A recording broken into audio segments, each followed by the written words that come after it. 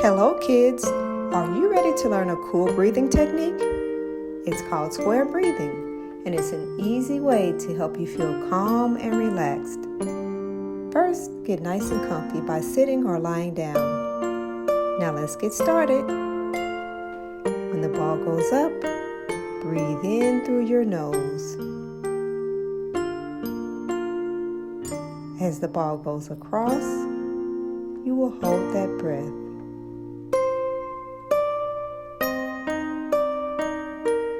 As the ball goes down, breathe gently through your mouth. Now hold your breath again as the ball goes across. Breathe in and hold. Breathe out and hold. Breathe in, hold. Breathe out. Now hold that breath. Breathe in and hold.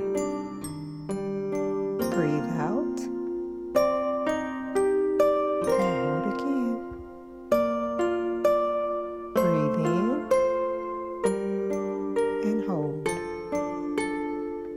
Breathe out